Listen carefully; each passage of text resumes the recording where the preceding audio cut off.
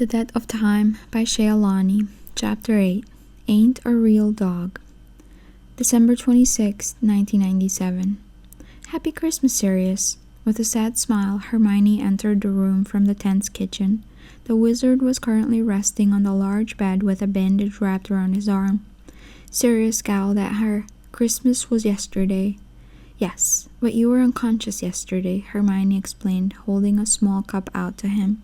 And I brought you tea. Consider it my gift. She smiled as he took it, bringing the liquid to his lips, pausing only briefly to look up at her. She rolled her eyes, trying to look offended. It's not laced with anything. He narrowed his. Can you understand my hesitance? I maintained that I was doing the right thing slipping that sleeping draught in your tea. Hermione crossed her arms firmly against her chest. You were exhausted and refusing to take care of yourself. Sirius winked at her. And it's your job to take care of me? Stop that. Drink your bloody tea. She swears now, he said with a grin.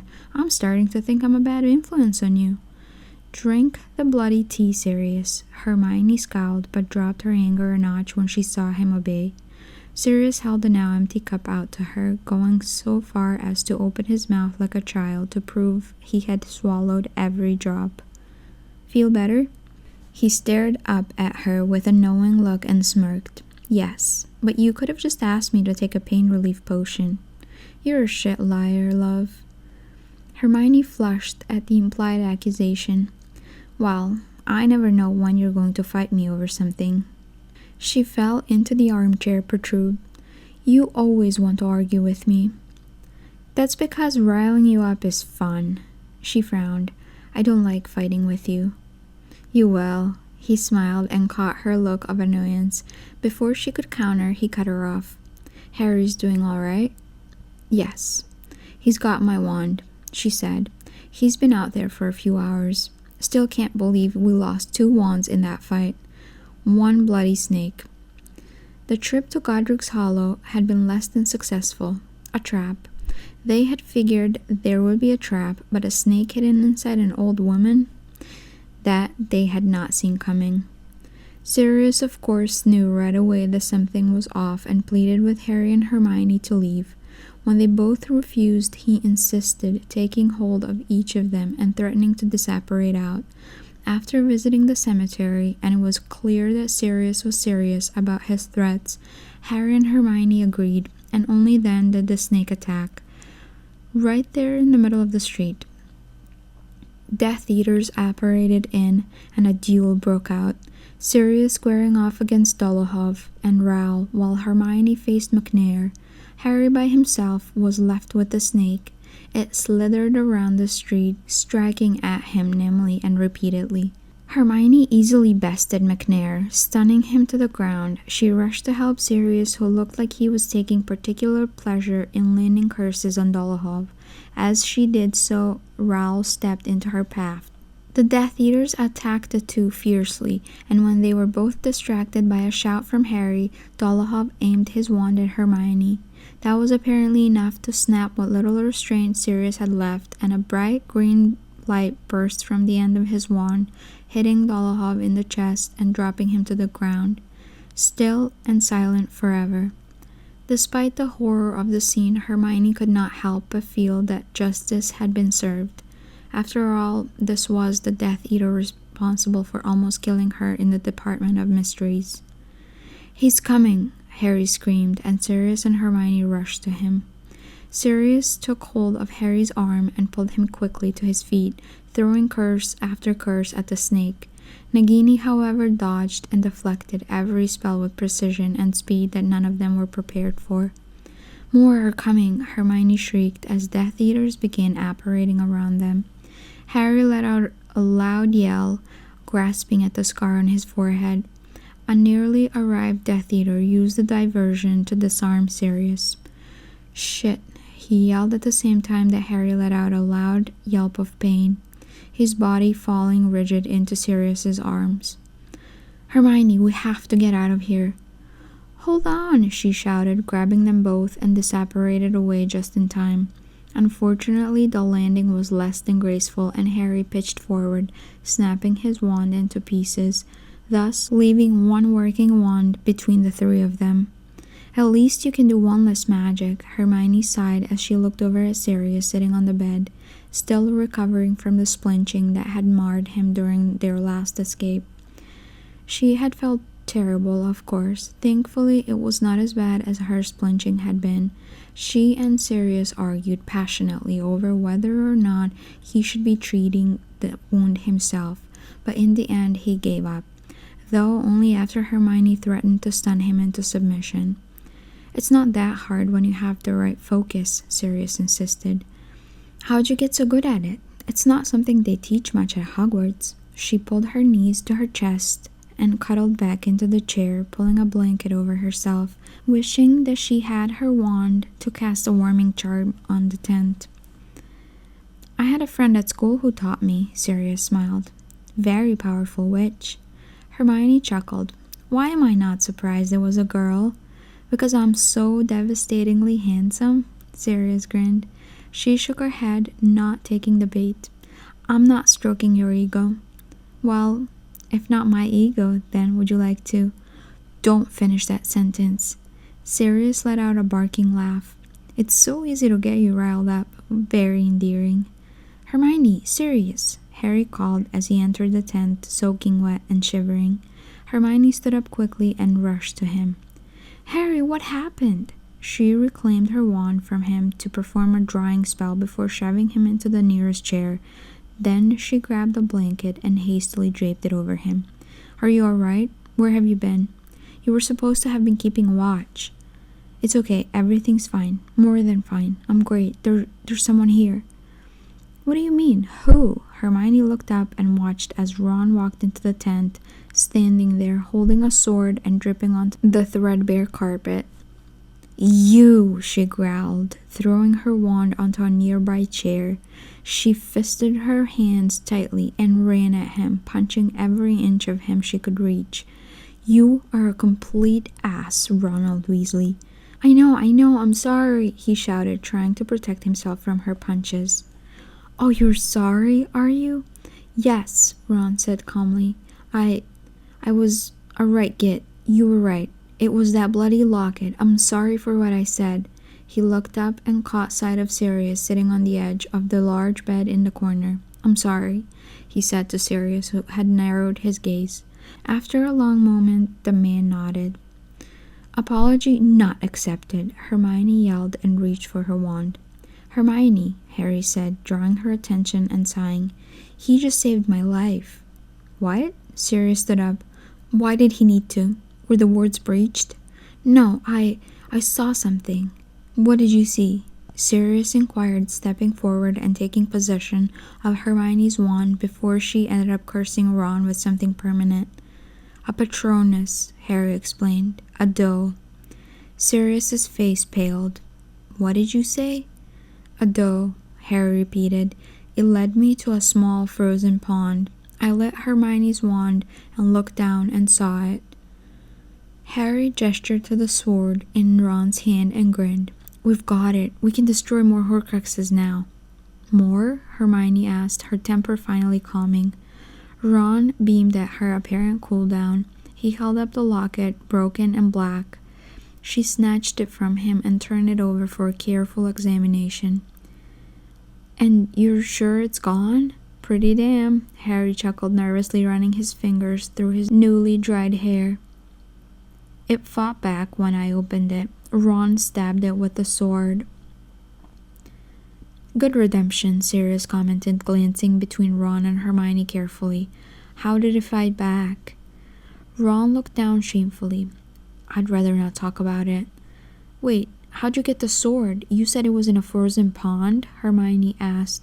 When Harry flushed and avoided her gaze, her mouth fell open. Oh no, Harry, you didn't. I did, stupid, I know. Especially since the locket was still around my neck. It tried to drown me. Sirius rounded on Harry. What? Ron saved me, dove in after me, pulled me out, and went back down for the sword. So can we all just move on now? Harry asked, exhaustion dimming in his eyes. Sirius gave a curt nod, but Hermione was still eyeing Ron distressfully. Please, Hermione. Fine, she agreed, glaring at the redhead, contemplating the exact movements of Ginny's bad boggy hex, just in case he said or did something else to rile her. But I want to know how you found us to begin with. Ron pulled out the Deluminator with this. March 27th, 1998. The group had spent months continually moving from campsite to campsite, stopping for only a day or two before moving again. Sirius helped considerably with the locations, as he had spent a year on the run with Buckbeak before Voldemort's return. It took several weeks of constant apologizing, but Ron mended his friendships with Harry and Hermione, though the latter kept him at arm's length, spending most of her time researching with Harry or training with Sirius, expanding her skills at wandless magic. Ron had also provided them with more than just the Sword of Gryffindor. Apparently, during the escape from the campsite many months before, he had been picked up by a group of snatchers and was able to disarm one of them, thus furnishing Harry with a used wand. Sirius declined to take it for himself, asserting that whatever magic he needed he could do wandlessly, though it was admittedly less powerful. It made no difference, however, when, toward the end of March, one of their group accidentally set off the taboo on Voldemort's name, and a large group of snatchers surrounded and disarmed them. Hermione had been smart enough to throw a stinging hex at Harry's face, thus obscuring his well-known scar. Sirius was too easily recognized, so he shifted into Padfoot before anyone caught sight of him. Hopes of escaping were put to rest due to the fact that he could not possibly leave any of them behind, especially Harry and Hermione, so while the snatchers bound the two young wizards and the witch to another kid and a wounded goblin, Padfoot was tackled and tied down by Fenrir Greyback. "Scabior, this ain't a real dog," Greyback insisted. "I can smell the magic, familiar magic, on him." "Then bring it along. We'll figure it out at the manor," Scabior responded, grinning as he held up a copy of the Daily Prophet that showed Hermione's face.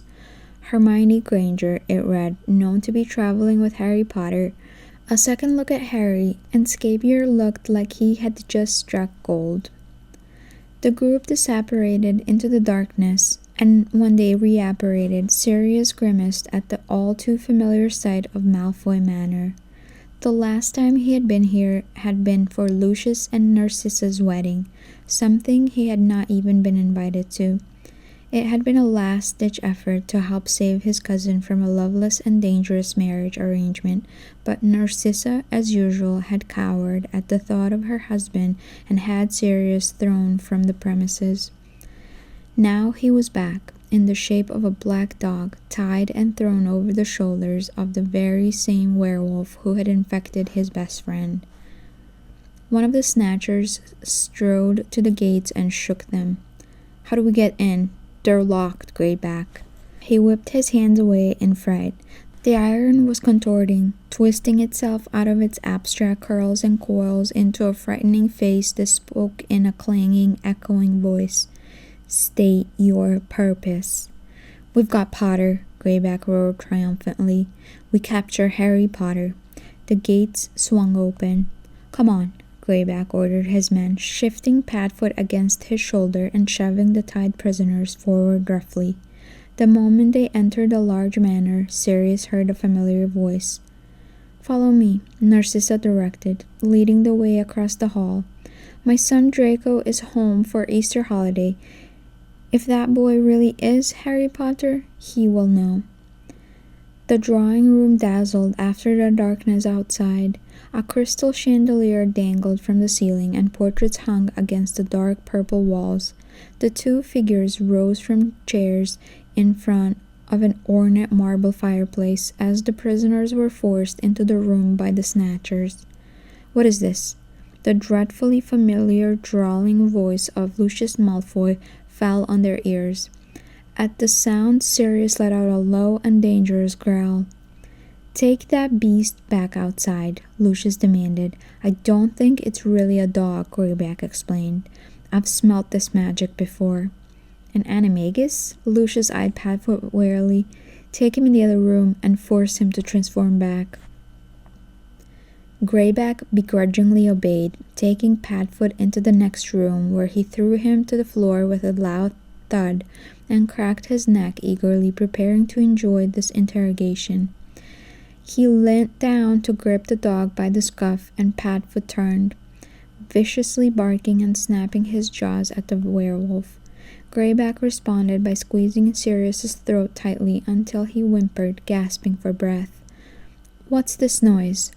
Padfoot's eyes went wide at the voice as he began thrashing violently against Greyback's hold. He craned his neck when Greyback adjusted his grip, and his blurry eyes caught a glimpse of Bellatrix in the doorway. "Found this mutt with the Potter kid and his friends," Greyback responded. "Malfoy wanted me to get it to transform." "You idiot half-breed." Bellatrix used her wand to fling the werewolf backward into a large marble column, knocking him unconscious. Well, Bella sneered down at him. "You're looking quite alive, cousin." Though still bound, Padfoot snapped his jaws at Bellatrix, who only laughed at him, swishing her wand in the air to constrict the ropes that bound his body even more tightly. He whined loudly as pain crushed in on his ribs. "Oh, the Dark Lord will be so pleased. If the brat in the other room really is Potter, I will have such fun letting you watch him die in front of you. Or perhaps I should kill you in front of him. Again." She grinned and levitated Padfoot's body, floating him after her into the other room, where Draco and Lucius were inspecting the prisoners, a look of fear on the younger wizard's face. "Is it him, Draco?" Bellatrix demanded. Draco flinched at the sound of her voice. "I can't be sure," he whispered. "But surely," she inquired quietly, "this is the Mudblood girl. This is Granger?" Yes, it's Granger," Lucius insisted. "There, beside her is Potter, we think. Potter and his friends. Caught at last." "Of course it's them," Bellatrix said. "And I've just caught myself a wayward blood traitor." She gestured to Padfoot, suspended in midair behind her. Sirius Black, back from the dead. Narcissa studied him with wide blue eyes. "Sirius?" she whispered, staring at him, fear and pity in her gaze. Bellatrix dragged back her left sleeve. They all saw the dark mark burned into flesh of her arm and knew that she was about to touch it, to summon her beloved master. "I was about to call him," Lucius claimed, and his hand actually closed up on Bellatrix's wrist, preventing her from touching the mark. "I shall summon him, Bella. Potter has been brought to my house, and it is therefore upon my authority." "Your authority?" she sneered, attempting to wrench her hand from his grasp. "You lost your authority when you lost your wand, Lucius. How dare you? Take your hands off me." She stopped struggling when her dark eyes fixed upon something in the corner where the remaining snatcher stood, presumably waiting for payment. Jubilant expression on his face, Lucius threw her hand from him and ripped up his open sleeve. "Stop!" Bellatrix shrieked. "Do not touch it. We shall all perish if the Dark Lord comes now." Lucius froze, his index finger hovering over his own mark. "What is that?" Bellatrix snapped. "Sword," a snatcher grunted. "Give it to me." "It's not yours, missus. It's mine, reckon. I found it." There was a bang and a flash of red light, and Scabier drew his wand, to a roar of anger from his fellows. "What do you think you're playing at, woman?" "Expelliarmus! Stupefy!" she screamed, disarming Scabier and stunning the rest of his group. She moved in on Scabier and threw him to the floor. "Where did you find the sword?" "Snape sent it to my vault in Gringotts." "It was in their tent," Scabier rasped. "Draco, move the scum outside," Bellatrix ordered, indicating the unconscious men. "If you haven't got the guts to finish them, then leave them in the courtyard for me." "Don't you dare speak to Draco like—" Narcissa began furiously. Bellatrix screamed, "Be quiet! The situation is graver than you can possibly imagine, Sissy. We have a very serious problem." She stood, panting slightly, looking down at the sword, examining its hilt. Then she turned to look at the silent prisoners. Put them in the cellar while I think of what to do. Take them down, Wormtail." At the mention of the name, Padfoot growled and barked viciously, thrashing in the air as he tried to break free of his binding, struggling to reach just an inch of flesh so he could tear it from the body of the traitorous rat. "Wait," Bellatrix ordered sharply. "All except for the mudblood and Sirius." She gestured first to Hermione and then to him. "Keep the blood traitor away from Potter," she directed, likely figuring that keeping the two separate would cause them the most pain. Wormtail ushered the prisoners to the cellar, flinching when Padfoot barked viciously at him. Hermione cowered against a nearby pillar as Bellatrix descended upon her, wand raised. "Where did you get that sword?" she asked the girl with a menacing look in her eyes. Before Hermione could even answer the question, Padfoot began kicking in midair, paws lashing out against his restraints, barking madly and growling as loudly as possible. His barks echoed off the marble floors and walls, nearly drowning out screams of Hermione's name that came from the cellar. "Shut up, you blood traitor," Bellatrix snapped. "Sissa, take him to the other room while I deal with this girl. Can't get an answer out of her with him making all that racket." "Bella, the girl." "Narcissa, go." Lucius roared at his wife, his eyes narrowed. "Draco, go with your mother." Draco huffed but took his mother's hand in his and swept into the next room, flicking his wand upwards and levitating Padfoot to follow. Once the door to the drawing room closed behind them, Sirius shifted into his human form, still tightly bound. He looked up into his cousin's blue eyes and into the gray ones like his own of her son.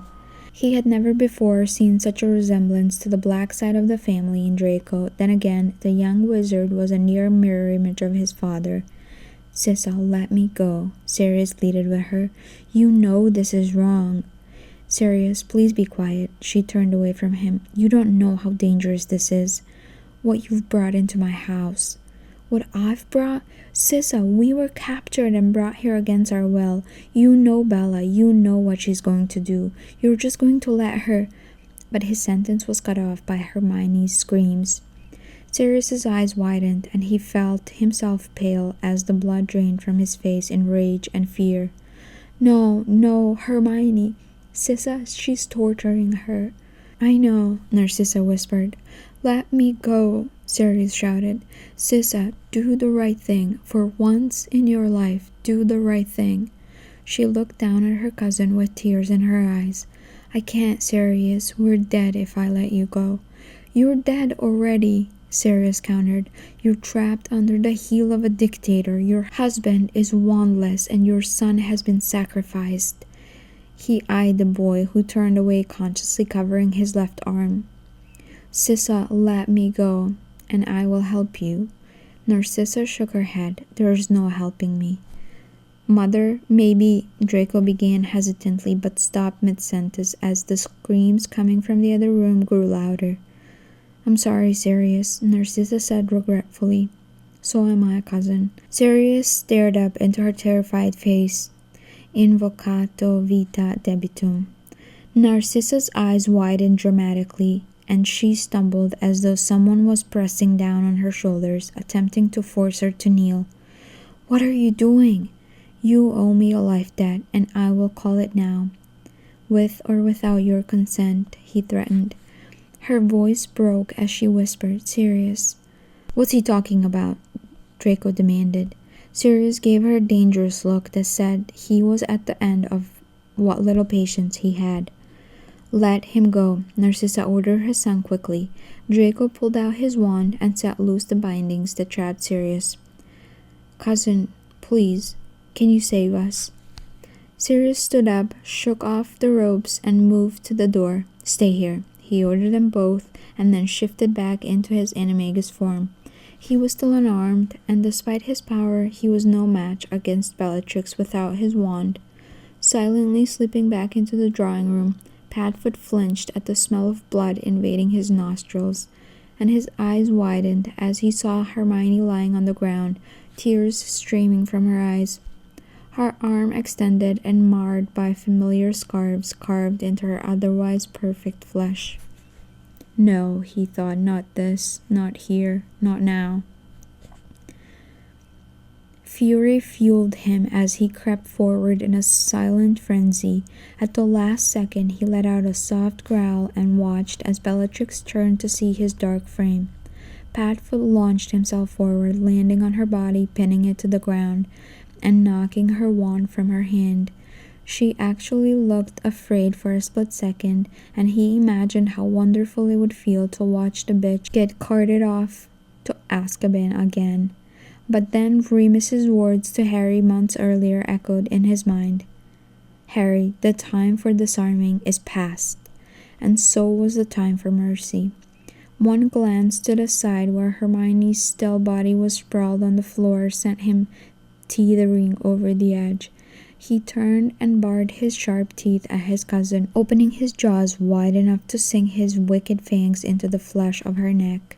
Bellatrix tried to scream, but the sounds died as Padfoot tightened his grip on her throat and violently tugged backward, tearing it from her body. Crucio, he heard briefly behind him, and sharp pain racked his entire body. Padfoot fell to the ground, whimpering as the sensation of 1,000 knives carved into his flesh. Looking up, he saw Lucius Malfoy staring down at him with scorn. Hermione's stolen wand in hand, and a hint of joy in his face at the position he was in now. Padfoot snarled between whimpers of pain, and his gaze met Lucius's. He recalled a long time ago when the same Death Eater had a wand trained on him just like this. A small scar to the left of Lucius's nose was a reminder of how that last encounter had ended. Narcissa, I think it's time to reaffirm your loyalties and vows, my love, Lucius said coldly. Your blood traitor cousin just murdered your sister. While there is no love lost between myself and Bellatrix, the Dark Lord will not be pleased. Bella, Narcissa whispered, bringing a hand to cover her mouth. Draco stood beside her protectively, blanching at the sight of his aunt soaking in a puddle of her own blood, throat ripped from her body.